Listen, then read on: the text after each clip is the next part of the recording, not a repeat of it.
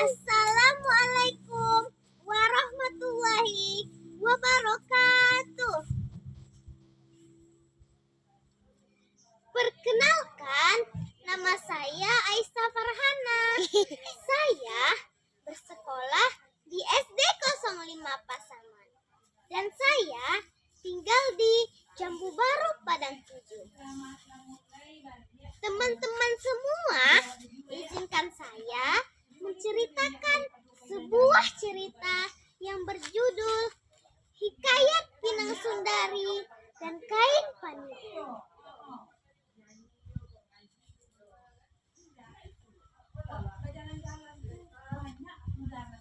Dahulu kala, bidadari-bidadari sering mandi di Sungai Batang Sion. Airnya sejuk dan jernih. Mereka bercengkrama dan bergembira. Di tengah kegembiraan mereka, tiba-tiba langit menjadi gelap dan hujan pun datang dengan lebat. Mereka pun dengan segera mengepakkan selendang yang selalu melingkar di leher dan bahu mereka. Namun, selendang milik bidadari bernama Sundari terlepas dari tubuhnya. Tanpa ia sadari, selendangnya telah hanyut terbawa arus sungai. Selendang kuning keemasan itu dengan cepat dibawa arus sungai yang semakin deras. Selendangku, selendangku! Sundari sibuk mencari selendangnya.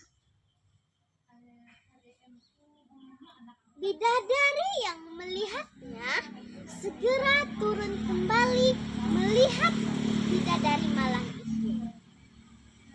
Sundari, apa yang kamu lakukan di sini? Kenapa kamu belum terbang juga? Ucap seorang bidadari bernama Mandari. Aduh Mandari, selendangku hilang. Mungkin telah terbawa arus sungai, ucap Sundari. Mendengar itu, Mandari segera menukik terbang dan melihat sekitaran sungai. Hari berangsur senja. Mereka belum menemukan apa-apa. Lalu, sekiranya masih ada bidadari pada malam hari. Tetapi, ketika malam hari, para bidadari akan menjadi manusia. Karena itu, Mandari tidak mau menjadi manusia. Sundari, maafkan aku. Aku harus kembali ke surgai. Dan sebelum kamu menemukan selendang itu, kamu akan menjadi manusia. Tetapi Mandari, tidak bisakah kamu menemani aku di sini? Aku takut, ucap Sundari memelas. Tidak bisa Sundari, aku harus kembali ke langit. Segeralah kamu temukan selendang itu. Dan berhati-hatilah, karena sebentar lagi akan malam. Dan hutan ini akan menjadi gelap dan hujan pun akan semakin deras. Mandari pun pergi dan Sundari pun tinggal sendiri. Sundari menyadari bahwa tidak ada gunanya ia larut dalam kesedihan. Setelah itu, ia seperti mendengar bisikan untuk mencari pepohonan yang tinggi. Tidak jauh dari sana, ia melihat pohonan yang tinggi yang bisa diraih dahannya. Tanpa berpikir, Sundari pun segera meraih dahan itu. Hari berangsur cerah, koko ayam hutan terdengar. Sundari pun seperti mendengar bisikan kembali. Tirulah burung-burung itu. Masukkanlah buah-buahan itu ke dalam mulutmu. Segera itu, Sundari memetik beberapa buah-buahan dan memasukkannya ke dalam mulutnya. Anehnya, satu gigitan dari buah itu membuat Sundari merasa lebih baik. Segera, Sundari kembali memetik buah-buahan itu.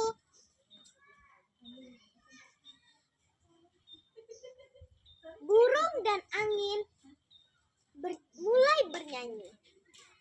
Oh ya bang. Oi kak, selendangmu hanyut.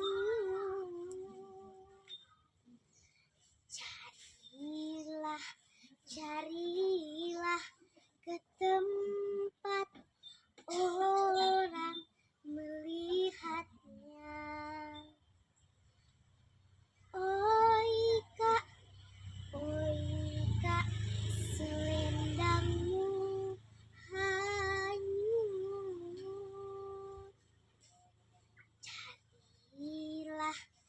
Carilah ke tempat orang melihatnya.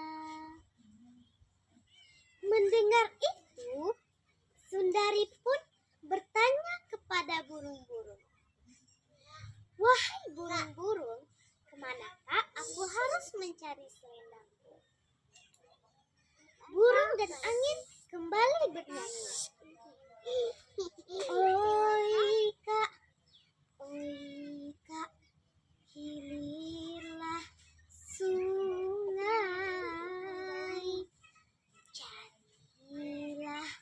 Carilah ke tempat orang memandikan kerbau. Sundari pun mencari di dekat hilir sungai. Ia mulai berjalan. Sundari terkena ranting-ranting yang tajam. Kakinya terluka. Ia tidak tahu mengapa ia harus menjadi manusia dan juga mengapa dia menjadi manusia di sini. Lalu ia bertemu dua gadis yang sedang mencuci pakaian. Lalu ia mulai bertanya, "Oh Dik, apakah melihat selendangku yang hanyut?"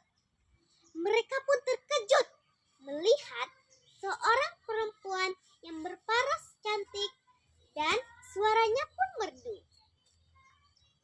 "Iya kak, tadi kami melihatnya. Tadi kami coba tangkap tapi tidak bisa." "Oh begitu, terima kasih ya dek." Lalu Sundari pun kembali melanjutkan perjalanannya. Sundari kembali bertemu adik-adik yang sedang bermain dan mandi-mandi di sana. "Oh dek, apakah melihat selendangku yang hanyut?" Mereka pun terkejut melihat seseorang yang berparas cantik dan bersuara merdu.